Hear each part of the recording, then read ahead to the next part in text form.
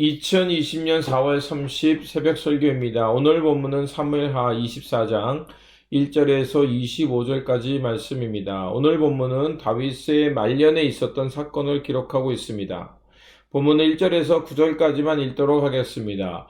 여호와께서 다시 이스라엘 향하여 진노하사 그들을 치시려고 다윗을 격동시키사 가서 이스라엘과 유대의 인구를 조사하라 하신지라. 이에 왕이 그 곁에 있는 군사령왕 요압에게 이르되 너는 이스라엘 모든 지파 가운데로 다니며 이제 단에서부터 브엘세바까지 하니 요압이 왕께 아뢰되 이 백성이 얼마든지 왕의 하나님 여호와께서 100배나 더하게 하사 내 주 왕의 눈으로 보게 하시기를 원하나이다. 그런데 내 주 왕은 어찌하여 이런 일을 기뻐하시나이까 하되 왕의 명령이 요압과 군대 사령관들을 재촉한지라. 요압과 사령관들이 이스라엘 인구 조사를 하려고 왕 앞에서 물러나 요단을 건너 갓 골짜기 가운데 성읍 아로엘 오른쪽 곳 야셀 맞은 쪽에 이르러 장막을 치고 길르앗에 이르고 다딤 후시 땅에 이르고 또 다냐안에 이르러서는 시돈으로 돌아 두로 견고한 성에 이르고 히위 사람과 가나안 사람의 모든 성읍에 이르고 유다 남쪽으로 나와 브엘세바에 이르니라. 그들 무리가 국내를 두루 돌아 9달 20날 만에 예루살렘에 이르러 요압이 백성의 수를 왕께 보고하니 곧 이스라엘에서 칼을 빼는 담대한 자가 80만 명이요 유다 사람이 50만 명이었더라. 아멘. 그 일로 인해서 죄의 대가를 치르게 되죠. 오늘 본문 24장 1절에 보면 여호와께서 다시 이스라엘 향하여 진노하사 그들을 치시려고 다윗을 격동시키사 가서 이스라엘과 유대의 인구를 조사하라 하신지라. 본문에서 하나님께서 이스라엘 치시려고 다윗을 격동시켰다라고 말합니다. 근데 좀 이상하죠. 하나님께서 이스라엘 백성을 일부러 치시려고 악을 조장하셨단 말입니까? 아니죠. 그렇지 않습니다. 이 말씀과 평행되는 본문 역대상 21장 1절에 보면 이 사건을 이렇게 기록하고 있습니다. 사탄이 일어나 이스라엘을 대적하고 다윗을 충동하여 이스라엘을 계수하게 하니라. 그렇습니다. 다윗이 사탄의 유혹을 받아서 하나님의 진노를 샀다는 것입니다. 그래서 지금 다윗의 잘못을 지적하고 있는 것입니다. 다윗의 인구조사는 하나님의 뜻이 아니었다는 것입니다. 단에서부터 브엘세바에 이르기까지 태평성대를 이루자 이제 다윗의 마음은 교만해져서 자신의 통치의 영역을 알고 싶었던 것입니다. 물론 인구조사는 중요합니다. 어떤 일이 일어났을 때, 특별히 전쟁이 일어났을 때 군사를 일으킬 수 있는 수를 파악하고 행정구역을 잘 정리해서 통치를 어떻게 할 것인가가 중요합니다. 그래서 하나님께서 때로는 인구를 조사를 하게 하셨습니다. 민수기 1장 3절에 보면 하나님께서 제사장들을 통해서 그 일을 감당하게 하셨습니다. 그래서 광야에서 하나님의 백성으로 또 하나님께서 그 인구조사를 통해서 이제 이스라엘 백성들이 어떤 방식으로 군대를 조직하고 또 성막을 이루며 또 하나님께서 광야를 어떻게 이동할 것인가를 알게 하기 위해서 인구조사를 했습니다. 하지만 지금의 이 인구조사는 하나님의 뜻에 의해서 한 것이 아니라 결국 자신의 권력과 자기의 기반을 확인하고 싶었던 것입니다. 즉 전쟁에 동원할 수 있는 군사적인 목적과 왕권을 강화하기 위해서 또 다윗의 과시와 명예욕을 드러내기 위해서 한 것이었습니다. 이스라엘을 이 시간까지 이끄신 분은 여호와 하나님이십니다. 하나님께서 이스라엘을 지키셨고 다윗을 도와 번영케 하셨던 것입니다. 하지만 다윗은 그것이 자신의 힘으로 태평성대했다고 잠시 착각한 것입니다. 이 일은 곧 하나님께 교만을 드러내는 죄가 된 것입니다. 요압은 다윗의 지시를 우려해서 만류했습니다. 그럼에도 불구하고 다윗은 고집을 피우며 대략 10개월간의 시간을 통해서 인구를 조사합니다. 하지만 10절에 보면 인구 조사를 마친 후 그 일에 대해서 자책하게 됩니다. 10절에 보면 다윗이 백성을 조사한 후에 그의 마음에 자책하고 다윗이 여호와께 아뢰되 내가 이 일을 행함으로 큰 죄를 범하였나이다. 여호와께 이제 간구하옵나니 종의 죄를 사하여 주옵소서. 그렇습니다. 이 일을 행하자 결국 다윗은 자기의 마음에 가책을 받은 겁니다. 자기의 교만을 보게 된 것이죠. 그래서 이 일을 통해서 하나님께 진노를 삽니다. 역대상 21장 7절에도 어떻게 말하냐면 하나님이 이 일을 악하게 여기사 이스라엘을 치심해 재앙이 내리는 겁니다. 하나님은 재앙을 통해서 다윗 안에 있는 죄를 깨닫게 하는 것입니다. 성서는 늘 재앙이나 큰 위기를 하나님의 뜻으로 해석합니다. 거기엔 이유가 있습니다. 왜냐하면 사람들로 하여금 공포를 주입하여 두려움 가운데 살게 하기 위함이 아니라 회개하고 하나님 앞에서 새롭게 출발하기 위함입니다. 요즘 코로나 바이러스로 사람들이 여러 가지 이야기로 사람들을 공포에 몰아넣는 사람들이 있습니다. 조심해야 합니다. 우리가 그들의 마음에 흔들려 두려움에 빠지면 이성적 판단이 흐려지게 되고 결국 타인에 대해서 폭력을 행하게 됩니다. 하나님의 뜻은 그런 것에 있지 않습니다.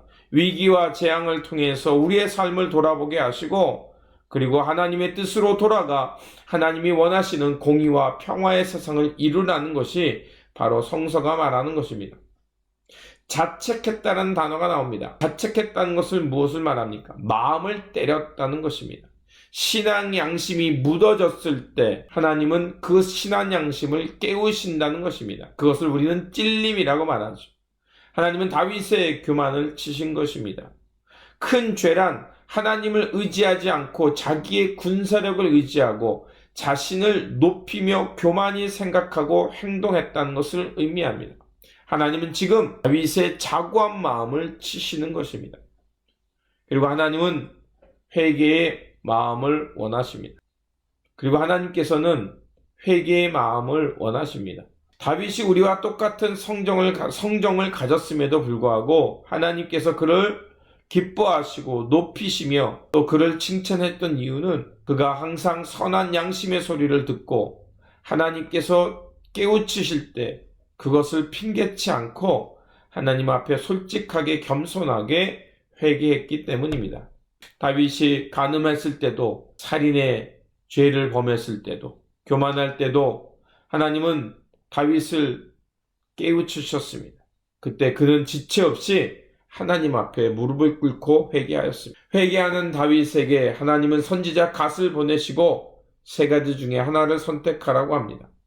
이 세 가지는 이스라엘 땅에 7년의 기근이 임할 것이고 두 번째로는 원수에게 석 달 동안 쫓기는 것이고 세 번째는 사흘 동안 전염병이 도는 것입니다. 13절에 보면 갓이 다윗에게 이르러 아뢰어 이르되 왕의 땅에 7년 기근이 있을 것이니까 혹은 왕이 왕의 원수에게 쫓겨 석 달 동안 그들 앞에서 도망하실 것이니까 혹은 왕의 땅에 사흘 동안 전염병이 있을 것이니까 왕은 생각하여 보고 나를 보내신 이에게 무엇을 대답하게 하소서 하는지라. 13절에서 하나님의 징계는 다윗의 소유에 대한 징계인 겁니다. 소유격이 붙어 있는 것을 볼 수 있습니다. 왕의 땅, 왕의 원수, 왕의 땅의 질병. 이 재앙은 다윗의 죄에 대한 징계이고 다윗이 자신의 것이라고 생각하는 것에 대한 하나님의 진노의 심판이라는 것입니다. 다윗과 이스라엘은 개인이며 동시에 하나의 공동체입니다. 개인과 공동체 모두가 하나님께 통회하고 하나님의 자비와 구원이 필요함을 말하고 있는 것입니다. 그리고 25절에 다윗은 자신의 죄를 깨닫고 하나님 앞에 통회하며 하나님께 제사를 드리러 갑니다. 18절입니다. 이날에 갓이 다윗에게 이르러 그에게 아뢰되 올라가서 여부스 사람 아라우나의 타작 마당에서 여호와를 위하여 제단을 쌓으소서 하매 다윗은 자신의 죄를 깨닫고 하나님 앞에 번제와 화목제를 드리러 갑니다. 그리고 24절에 보면 이제 아라우나에게서 은 50세겔을 주고 타작마당과 소를 사서 거기서 하나님 앞에 번제를 드립니다. 그리고 25절에 그곳에서 여호와를 위하여 제단을 쌓고 번제와 화목제를 드렸더니 이에 여호와께서 그 땅을 위한 기도를 들으심에 이스라엘에게 내리는 재앙이 그쳤더라. 하나님께서는 다윗의 진실한 회개를 받으시고 하나님께서 재앙을 그치셨다는 것입니다. 번제는 다윗이 자신과 이스라엘 백성의 죄를 속하기 위해 드리는 제사였고, 화목제는 하나님께서 죄를 사해 주신 것과 앞으로 베푸실 은혜에 대한 감사의 제사를 드린 겁니다. 재앙이 그쳤다는 말은 하나님과 이스라엘의 관계가 다시 회복되었다는 것을 말하는 것입니다. 죄와 처벌이 지나간 자리에는 이제 제단이 남습니다. 제단은 하나님의 임재가 임하는 곳이고 언약이 회복되는 곳입니다. 그리고 이 타작마당은 나중에 역대하 3장 1절에 보면 솔로몬이 그곳에 하나님의 성전을 세우는 터전이 됩니다. 그렇습니다. 예배는 하나님 앞에서 우리가 우리의 죄를 고백하고 죄 사함을 얻어서 하나님과 바른 관계가 회복되고 즐거움을 찾는 곳입니다. 또한 예배를 통해서 우리는 하나님의 거룩한 성전으로 세워지는 것이 되는 겁니다. 결국 사무엘서가 우리에게 마지막으로 말하고 싶은 것은 하나님의 백성이 죄 사함을 받고 회복되어 하나님과 함께 하셨다는 것입니다. 다윗은 범죄한 왕인 동시에 이상적인 왕의 모습으로 나타나고 있습니다. 비록 죄를 지었지만 철저하게 회개하고 하나님의 자비를 구하며 제단의 터를 구입하고 제단을 쌓고 번제와 화목제를 드림으로 우리에게 이상적인 예배자의 모습을 보여준 것입니다. 다윗 왕과 이스라엘 백성은 때로는 하나님의 뜻을 거역하고 하나님의 공동체로서 한 마음이 되지 못해 서로 싸우기도 했고 또 때로는 서로 미워했습니다. 하지만 결국 그런 모든 죄를 회개하고 궁극적으로 하나님 앞에서 화목제를 드리며 하나님의 거룩한 백성으로 세워져 갔다는 것입니다. 우리도 하나님의 택한 백성이며 왕이며 제사장이며 거룩한 나라입니다. 하지만 때로는 분열하고 하나님 앞에서 높아지려 하다 하나님의 진노를 받습니다. 하지만 하나님은 우리를 외면하지 않으십니다. 우리의 통회의 기도를 들어주시고 회개하게 하시고 죄에서 돌아서서 하나님의 거룩한 성전 되게 하십니다. 그러므로 하나님의 나라이며 택함 받은 자로서 때로는 실패하기도 하지만 다시 일어나 예배를 통해 하나님과의 관계를 회복하며 그분의 거룩한 성전으로 하나님의 나라와 하나님의 역사를 향해 함께 서가는 신실한 일꾼들이 되시길 다시 한번 주님의 이름으로 축원드립니다. 기도하겠습니다. 역사의 다윗은 잠시 자신이 이루어놓은 왕국의 만족스러움에 빠져서 하나님 앞에서 자고하였습니다. 그러나 그 일은 하나님의 뜻이 아니었기에 주님의 징계를 피할 수 없었습니다. 징계하심은 당신의 자녀임을 잊지 않게 하시며 또한 회개를 통하여 징계에서 벗어나 하나님과의 관계를 회복하는 것임을 깨닫게 하여 주셨습니다. 우리도 살아가면서 자고하며 높아지려 할 때가 있습니다. 그때마다 죄를 깨닫게 하시고 온전히 회개함으로 다시는 동일한 죄를 범치 않도록 은총을 베풀어 주시옵소서.